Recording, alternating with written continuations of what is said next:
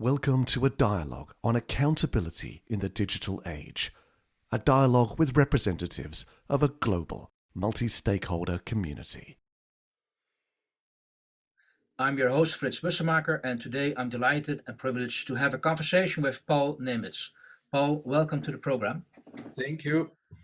Allow me to introduce Paul. He's the Principal Advisor on Justice Policy at the European Commission, a member of the German Data Ethics Commission, a visiting professor of law, and also the co-author of the book Prinzip Mensch, Macht, Freiheit und Demokratie im Zeitalter der künstlichen Intelligenz, translated English, the human principle, power, freedom, and democracy in the age of artificial intelligence. You're educated as a lawyer both in Germany, where he's from, and in the US. So again, Paul, welcome to the program. Thank you, Fritz. Let me kick off our discussion with actually a statement about the book, Prinzip Mensch. Technology without democracy and rule of law cannot work. And this book shows a clear path forward to allow us to integrate both tech and in our social fabric. So first of all, that statement, could you expand on that statement? It cannot work. Well, of course, the relationship between economic power and technology is a long one. And Hans Jonas, the philosopher who immigrated from Nazi Germany to the United States and then worked in New York in the New School of Social Research, he already said in his 1979 book, the Prinzip Verantwortung, the principle of responsibility, where he invented the precautionary principle, that the combined power of capitalism plus technology brushes away everything else, including, democracy and fundamental rights. And so I do believe that if we want to preserve our way of life in terms of both individual self-determination, but also collective self-determination in the form of democracies, plural, then we need to establish a relationship between the markets, technology, and democracy, which secures also in the age of artificial intelligence and let's say rising power of tech, the future of democracy. And this is a subject which in literature has been already discussed since the 90s. And I think in my book, we have made an effort to research all this. The theme is that the control of technological power in the age of technology becomes a core task of democracy. So democracy does not only domesticate political and economical power, the classic tasks, but the new task is to also control technological power. And so, well, what does this mean for working together? It means that it is very, very important that the technical intelligentsia, namely the engineers, the people who invent technologies, the programmers, the computer scientists, and so on, that they engage with democracy in at least two ways. First, that they provide their knowledge and their technological imagination, what would be possible with this or that new technology in society and as regards individuals. And second, that they also engage in a more formal way with the formal fora of democratic decision-making. I'm worried about the fact that there are less and less engineers, and by the way, also less and less physics and math and chemistry professors and knowledgeable people about technological things in parliaments and in political parties, both in the American Congress and in the German Bundestag.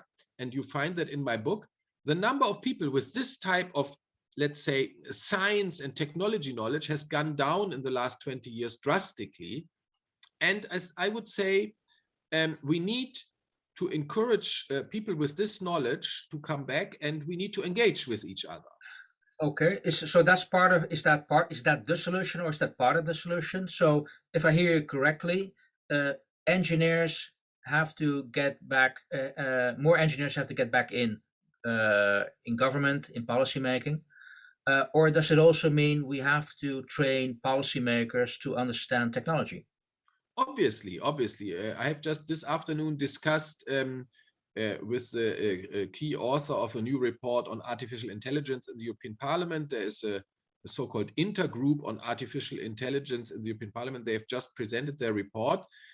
So I'm very happy. I think the legislator which is most engaged in making rules for the technological world, with the Digital Services Act, the Digital Markets Act, the AI Act, the Data Act, the Data Governance Act, also already GDPR at the time, and the Net Neutrality Directive is certainly the European Parliament. And by the way, I would say the European Court of Justice is probably the court in the world which structures most, through its very knowledgeable jurisprudence, the digital space. So I think you are absolutely right. What I'm saying is we need interdisciplinary conversation which starts in education and in academia, among students, among professors, and then which continues into society. My experience is that it is actually not so easy to understand each other. I have participated both in the work of the AI high-level group that was more, let's say, accompanying it from inside the Commission, the European AI high-level group. I was full member of the German Data Ethics Commission, which has presented its report by now. And both of these commissions were interdisciplinary. And in the beginning, and I would say even until the end, one of the key issues was common concepts and how do we understand each other. But there is another element. Sorry to be a little bit long on this. Oh, that's fine. No, I got some questions for you, but they'll come later. We live in a time of crisis of democracy, and I think we have to win the technical intelligentsia to engage in the democracy in many different ways, including by shaping technology for democracy, democracy built in, fundamental rights built in. I think probably we need a class of engineers, and for that the studies have to be structured. We need some engineers who are able to assess whether this or that social network or this or that AI is actually compatible with our fundamental rights and our working of democracy, because we need people who can bring together the technical knowledge, technical imagination, and the knowledge about society and how it functions. Because we live in an age in which technology has huge impact on individuals, on how they think, how they decide, how they build their opinions, and also on society as a whole. These technologies, they shape our mind, our collective and individual decision making. Well, I really applaud the fact that you call upon engineers to take that on board. You as a lawyer reaching out to engineers. Now, just recently, we had the World Engineering Day. And I was asked to chair a panel discussion on AI and ethics. And one of the discussions, came to mind when one of your remarks triggered me. So we see in the engineering world a need to educate engineers about ethics, that they realize that what they build has impact on society, so they need to take ethics on board. However, the issue was engineers want to be engineers and they're not always interested in the soft skills. So I understand the call to integrate and bring that on board, but how can we get those engineers and the people providing those solutions to realize, yes, this is also something which should be part of your curriculum as an engineer? Yeah.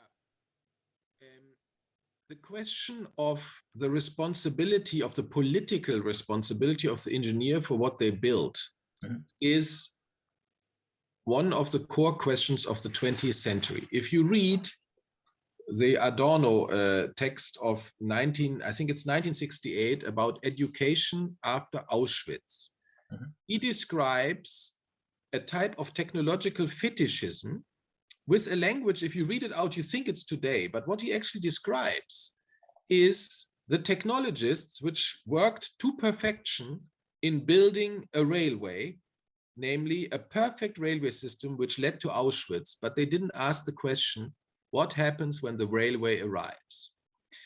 And he said, this cannot be repeated again. So I would think it is important that engineers are engineers, but engineers have to take responsibility for what they are building. In particular, when it has huge impacts on the fundamental rights of human beings or on the functioning of democracy. So I would say, this history starts in the beginning of the 20th century. It has continued. In our book, for example, we talk about the study of Eugen Kogon, who was a contemporary of Adorno. In 1976, he did an opinion poll about among 20,000 engineers, together with an engineering association, about the question whether the engineers are ready to take political responsibility. This was the age of atomic power, where, the big discussions of atomic power. And around 70% of the engineers in Germany, at least this was a German opinion poll, said, yes, we are ready to take this responsibility. So I'm optimistic about this. I also have worked with the IEEE, for example. I have moderated a group which is called the Transatlantic Reflection Group on democracy and the rule of law in the age of artificial intelligence, which is a mixed group between engineers and political scientists and lawyers and so on. And I see that there are many engineers who are absolutely ready to engage in this direction. And I see it also at universities and so on, namely to take full responsibility for the impacts of their technology. And the word impact, of course, leads us directly to the word impact assessment. We need people who, and I can only repeat this, who are engineers, who have full technical understanding, which I don't have, for example, and who have not only this understanding, but who have the imagination, that I would call it the technological imagination, based on their deep knowledge of how this technology functions, to understand what can be done with this technology. And you need this technological understanding to know what can be done with it. And then on that basis, these people must also be able to assess what this means. What does it mean for individual freedom? What does it mean for human rights? What does it mean for democracy? And I think people can do this. This can be one person, it can be interdisciplinary groups. And but I would like to give you the example of Stuart Russell, for example. Yeah, Stuart Russell is one of the famous professors of AI who has written, one of the key teaching books on artificial intelligence. But at the same time, he has written a book which is called Human Compatible, The Problem of Control, where he demonstrates exactly this combined skill, namely the skill of the technologist who understands fully the technology and its potentials, but also the skill, let's say, of the educated citizen who is ready to engage for individual rights, for individual freedom, and for democracy. And I think not every engineer needs to do this. But in the same way that we say our citizens generally should engage in one way or the other with democracy, I would say engineers should, since they are citizens, they should do it, and they have actually something to give. And this can be done in many different ways. It can be done in trade associations, in professional associations. It can be done in their work directly, to say, okay, at work, let's do an impact assessment, what this invention means for society and for individuals. But it can also be done, in becoming a member of parliament or being active in a political party and so on. And I see, as you said, Fritz, there are engineering associations which are already engaging in this direction. And I think that's good.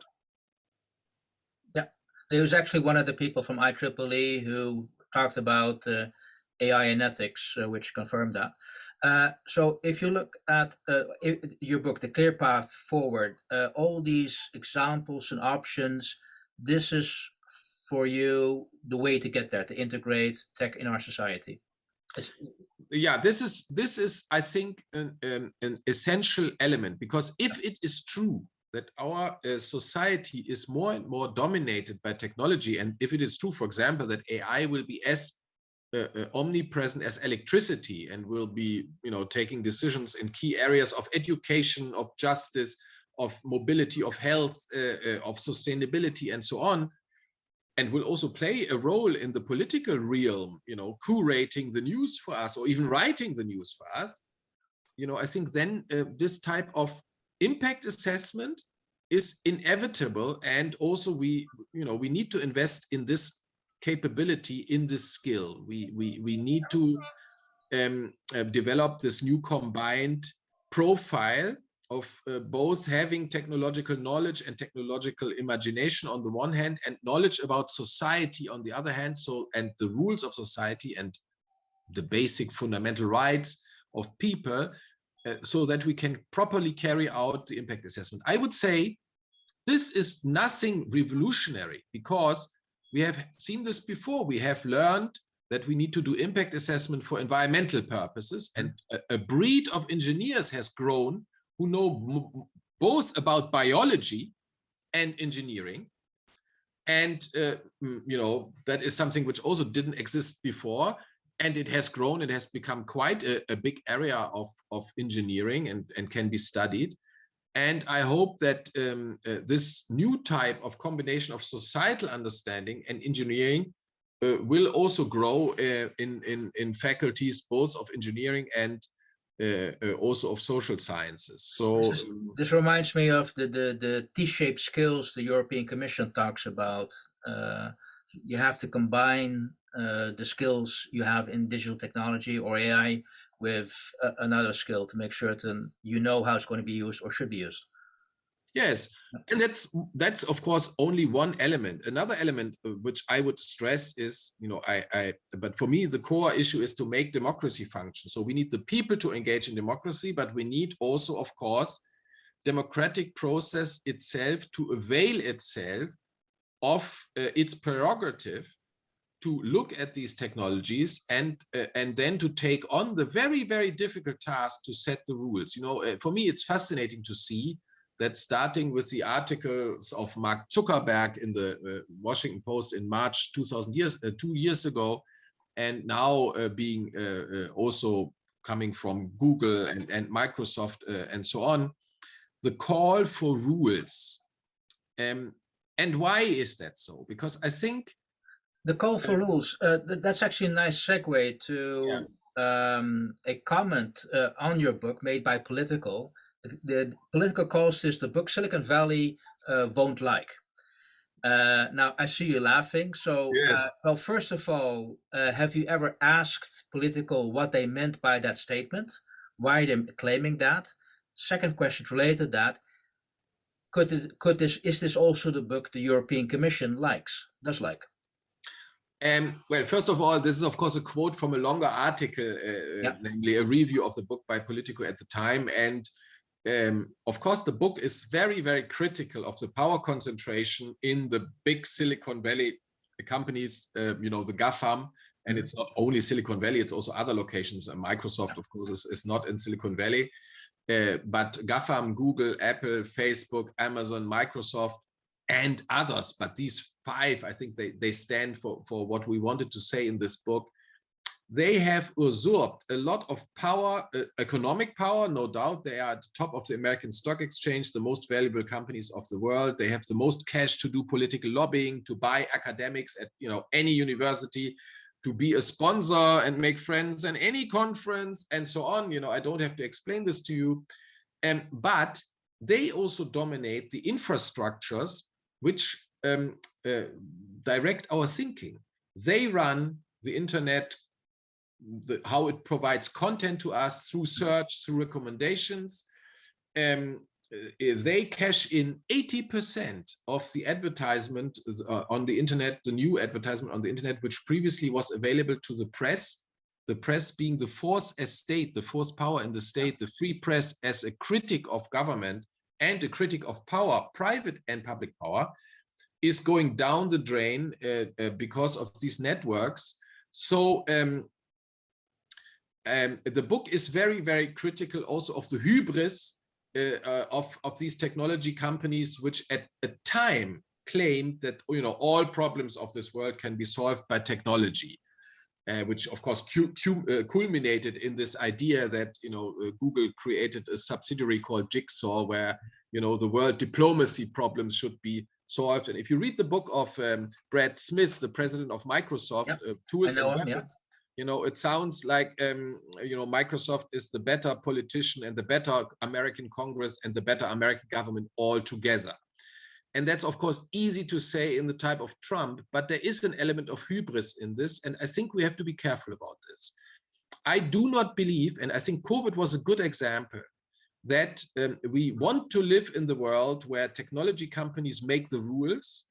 And I also don't believe that it is true, actually, that technology solves all problems of this world.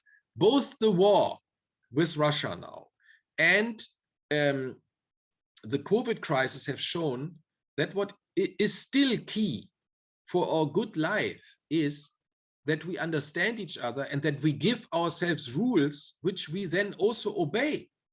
Think of the rules of wearing a mask and keeping a distance and all these things in COVID. Think about the question of whether we make it an obligation to get a vaccination or not. This is about rules. And of course, when we think about Russia, think about the very simple rules, that the rule that borders are untouchable. And, I would say this, I think the companies are learning and they are also seeing that, yes, it was important to have the vaccinations, that's natural science. It was important to have some kind of app, but the most important thing were the rules. And I think they are learning at least to sing the song of democracy again. But I think we have to have sustained engagement to make sure that it stays this way, because in the ideology, in the California ideology and in the ideology of singularity, there are elements of technological absolutism which come from Silicon Valley, which are not very different from the technological absolutism of the Politburo of the Chinese Communist Party. They both come together at a certain point that technology becomes a tool for their purposes, and their purposes prime over everything. For the Communist Party, it is to dominate and herd the people of China like sheep in a total dictatorship. For Silicon Valley, it's maximizing profits, and for that, everything is okay. And even if we break things, and one wonders what else we are going to break after we have seen what the unregulated internet leads to in terms of hate and violence and so on in the world. So I think that speaking about this openly is the part which they won't like. I think in Europe and also in the Commission, many people liked this book because it showed a way how we can have innovative technology, successful technology growth, and at the same time maintain our tried and tested and hard fought for freedom and democracy. And I think the new element now, which is not yet very big in the book, is of course this the issue of sovereignty. Yeah. And we talk about this in Brussels a lot in terms of technological sovereignty, supply side sovereignty, we need chips and so on. But actually the word sovereignty does not only mean, let's say, the ability to work without goods and services for others. Sovereignty is about self-determination of people. And it contains these ideas that, after all, we want to self-rule, we want a democracy, and we also want individuals to be free. And for example, to come back to AI, to have the right to ask for reasons. We don't want to live in a world in which we just have to accept AI like before the Enlightenment, we had to accept what comes from the church because it was unquestionably coming from God. We don't want AI as the new God. We want AI which explains itself and which gives reasons and which we can challenge with a human being behind it who takes responsibility. Paul, is that also why maybe I now better understand the quote of you: rather than digitizing democracy, we should democratize digital? That's right. That's exactly the right way to go. we have to think of the digital as a great tool of productivity and power. And the job of democracy is to share power among people, to make them participate, to allow that power has legitimacy, because there are elections in which people decide who will exercise the power and how it will be exercised.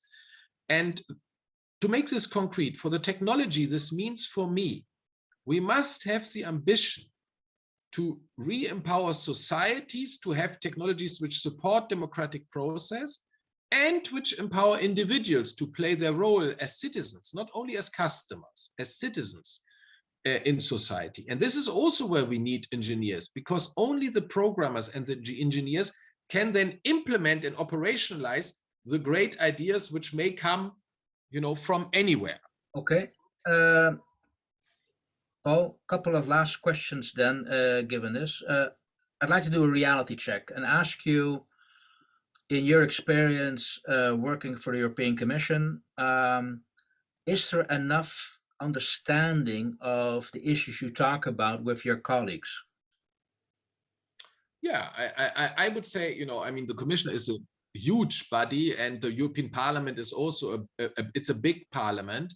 And what I see is that we have very intense discourses on all these issues, and it's a mutual learning process. The Commission, the European Parliament, and the European Court of Justice are learning institutions, and we are moving with these issues which we're discussing here at the cutting edge, both of technology, natural science, if you think of COVID, yeah, and also social sciences. And, so it needs deliberation. These are not things which can be solved with a golden bullet and from one day to the other. But I would say the European institutions are definitely, in terms of the thinking, in the lead on all these issues. Good to know. In your opinion, what's the biggest threat for accountability in a digital age today? The biggest threat for accountability is probably the idea that technology can become itself an actor for which humans don't have responsibility anymore, either because we create, an AI with legal personality. I think that idea is now finished. It was a gag, but that's not serious because it doesn't solve any problems, or because of a runaway technology which gets out of control. And this is not only an AI problem, this is also a problem, for example, of bioengineering and so on. So I think these are the two areas where we have to look out. And the third area is the combination of economic power with technological power. I think we have to be careful that our democracies are not overwhelmed by the money, the brightness, the beauty of the Googles of this world, who just know it all better because they have the better data, the better search, the better analytics, and they can make friends with money and have all the great parties in the capitals of this world, and we're all dancing with them. I think there we also have to be careful. That is the type of Washington politics, where nothing gets done in Congress because the parties of Google and Facebook, they're just so great, yeah? And we all want to dance with them. There we have to be careful that democracy is not disabled by very economically and technologically powerful corporations. That's the dream of the top manager, that they run the show, including in politics, and that cannot happen. Okay. How can a community like the Institute for Accountability in a Digital Age help here? How can we help you? Yeah, I think the most important thing is that we have public discourses about these issues, and that we speak to truth, and that we also say the things which may here and there lead to not being invited to the next party of Google and Facebook. That price we have to pay. We have to be ready to talk critically about technological power. The ability to be critical is key for a citizen in democracy. We need to be critical about our governments. That's the first purpose, by the way, of fundamental rights, to defend against the overreach of government. But we also must be critical about private power concentrations. And so, you know, as much as I like the idea that we learn to trust AI, and this is, let's say, a key discourse in the debate, we also have to teach our children and exercise ourselves a good sense of awareness and criticism, and speak out about all the things which are going wrong in these technologies. And I think that, you know, that's what democracy is about. And this is also as a feedback, both into the democratic process, you know, where rules are made and where laws enforced. All these functions are very important, but also as a feedback to the companies. I think that is helpful to all. Well, that's the role we definitely want to play, helping to create that awareness, present solutions, present visions and ideas on how to deal with accountability. Final question. I mean, you just said we might not be able to be invited at the table from certain organizations, but who should we invite at the table to have this discussion, to look at a solution? Yes, I think this is an issue where we have to realize that the big corporations are already being heard everywhere. I mean, you know, you can see it if they want to have a campaign which goes to the public, they just buy the pages of the newspapers, they do TV advertisements, and so on. If they want a debate which is a little bit more scientific, they just buy you know, the professors who write them the right type of expertise, which then is spread. And, you know, often it's not so clear how the money has been flowing in this or that research institute. I think that's an issue. And when it comes to the political process, you know, they have their offices in the capitals, in not only in Brussels, in Washington, but also in others. So they are being heard. Who is not heard are the many small and medium companies, are the civil society actors. You know, we have one head organization for all civil society and civil rights organizations on the internet in Europe, one, while alone the companies, not to talk about the many trade organizations who represent company interests in Brussels. You know, I mean, you need more than two hands to count them out.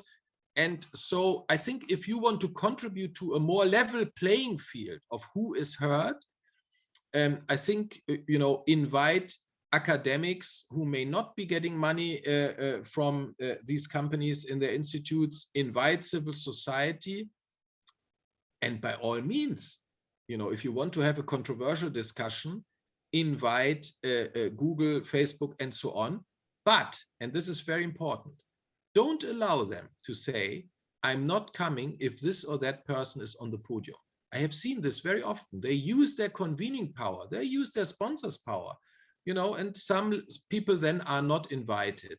That should not happen. So, you know, if you invite them, or if you need to take sponsors' money, I think you need to have a governance structure in your event, which makes sure that they cannot have an influence on the content of, you know, who is speaking, or the content of themes which you are setting in your deliberations.